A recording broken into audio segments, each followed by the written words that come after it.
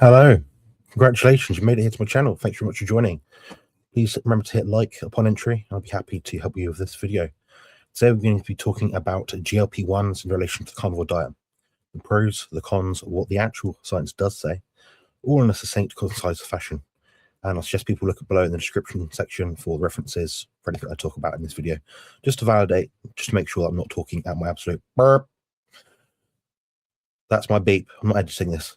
Anyway, this is what I'm about. Peptides. That'll be the thumbnail. Now, what we're talking about first is the carnivore diet, obviously. So people do the carnivore diet to put a lot of health conditions into remission, reduce the disease state, mitigate future health problems as well. We've seen great success all over the globe with even Harvard study, which is survey-based, admittedly, but it did find that about 80 to 90% of people found very noticeable results. Now, how often do we see that with any diet? Not often at all. It's quite rare, isn't it? You've got to think about it carefully. So calorie counting, for example, best case scenario, long-term results, past maybe a year mark, we're looking at a 5% success rate in terms of, if it's weight loss, for example. 5%, it doesn't really work. If it worked, it'd be probable in the fact that you can notice 80, 90% of people getting these results. And that's what this Harvard study actually found. So that's the carnivore diet for you. Meat, animal foods, hypercarnivore being 70% animal foods plus. Ideally, the lower the carbs you can get, the better in most cases. Now, these GLP-1s, these little vials, peptides, these are reconstituted with bacteriostatic water, and they are usually naturally occurring within the body.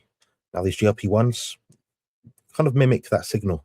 So they're a peptide, so they're a chain of amino acids from protein, transcripted from our DNA to say, this is what this chemical to do in our body, this compound, this molecule, this peptide is going to do this in the body.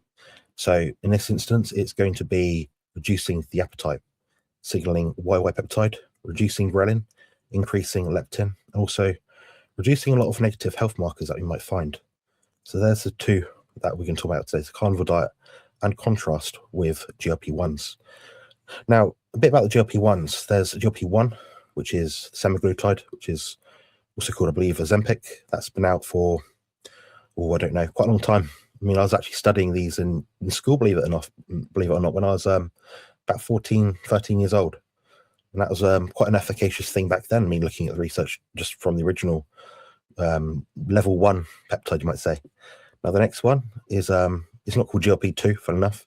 Some people call it that, but it's Tirzepatide. So we're talking about Mounjaro. So another peptide which mimics the GLP-1 signaling in the body.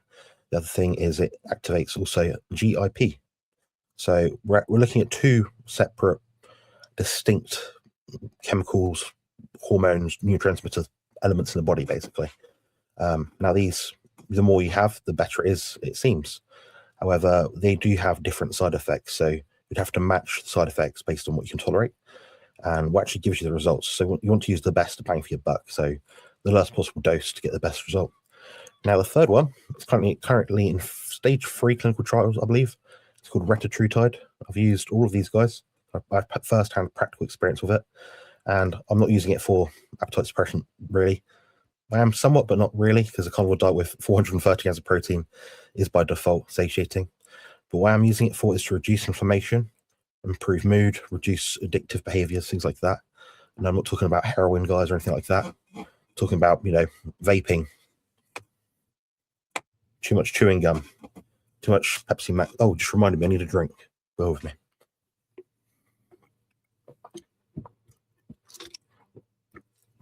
Exactly. So yeah, these peptides have more benefit than just the appetite signaling enhancement benefit from it, if that makes sense.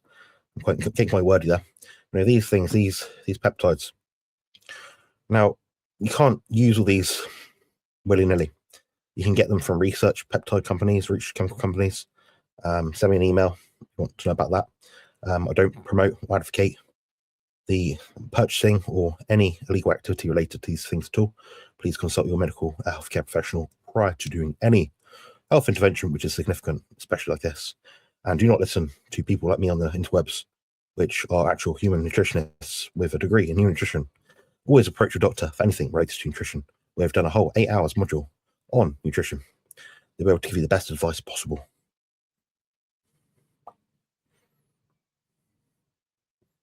Yeah. Anyway, so the next point.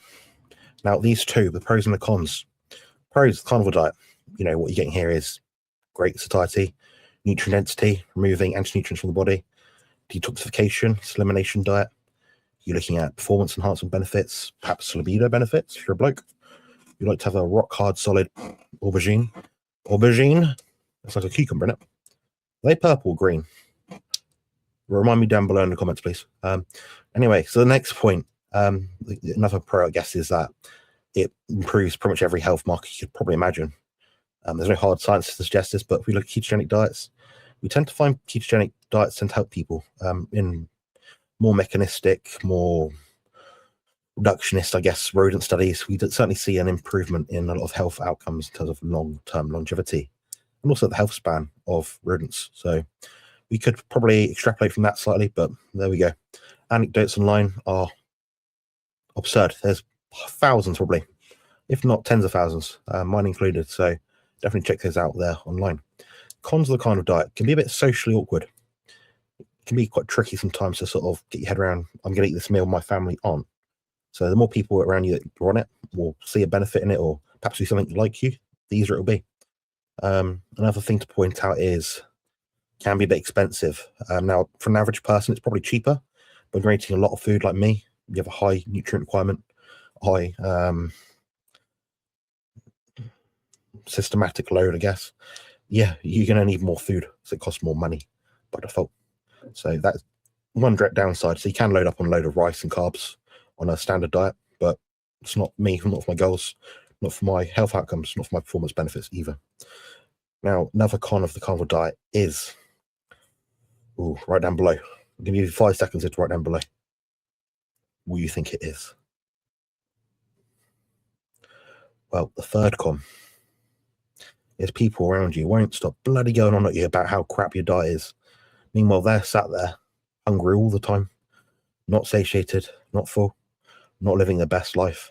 So it's a double-edged sword there, but that's another con. Now, these peptides I'm on about, these GLP-1 sort of medications, appetite suppressants, yes, might say, they can be really useful. So we're looking at long-term outcome data. So people using these, this is done for thousands of patients in these, or you could say lab rats in these studies. They're getting major benefits in health outcomes. Health markers such as, subjective markers as well, how they feel, cognition, memory, joints, arthritic pain, inflammation, digestion in some cases, reduction of body weight if that's associated with diabetes and things like that. So we're looking at a lot of health benefits here. Now, they each have their own distinct pros and cons. Now, as they get better over time, like all science, things get more refined and the studies get more technical, so they can identify what kind of person will benefit from what kind of peptide. So that's where we're at now. Now, there's no long-term data in terms of 50-year data. We can look back and say, this is what these people did and this what happened. There is some decent studies where we can look at what people have done over a year or two, maybe even 3 years, these follow-up studies. They seem to be doing pretty well for the most part. Now, if we're looking at a calorie counting standpoint, comparing it to the peptides, GLP-1s, then we're looking at like a 5% efficacy rate long-term with the calories in, calories out counting method, which I believe is trash. I've got a playlist called Seco, which is actually on my channel. I'll link that below. It talks all about calories and how you shouldn't really pay much attention to them. They're not what constitute real food energy, if that makes sense. Now, when we're looking at these things, we're looking at, a 10-fold increase round about there in terms of benefits, also in terms of efficacy long term. So people are actually getting better on these diets with the GLP-1s. And that's against a placebo-matched trial study design. So looking at some serious benefits here now. Now, for example, in the largest study which you had about the GLP-1s, well, I'm just going for the data now. It's quite surprising. Their finding is you're going to get an easier sort of ability to get into ketosis. Things like, CRP, GGT, triglycerides, HDL. I don't believe lipid values are useful markers for health outcomes, but people do look at them, so it's worth mentioning. Now, some of the other things as well are,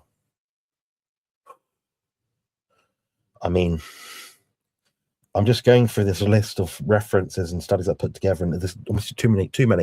So what I'll do is actually put them below in the description section, because I'll be here for hours otherwise. I want to make short, snappy videos. I'll write what each reference is and what it sort of outlines, the main details of the study, 5% improvement in this or whatever it happens to be. Then that's where I'm going to go. But anyway, these are these GLP-1s. If you want more sort of content like this, just let me know in the comment section below. Let me know if you've tried these alongside a carnivore diet. Did you find you need a lower dose than other people typically? Do you find you need a higher dose? What kind of side effects do you have? Now, I can go into more detail about the pros and cons of these, but it's just general outline videos. Just tell me below in the comment section what exactly you need. And don't forget, this is very important.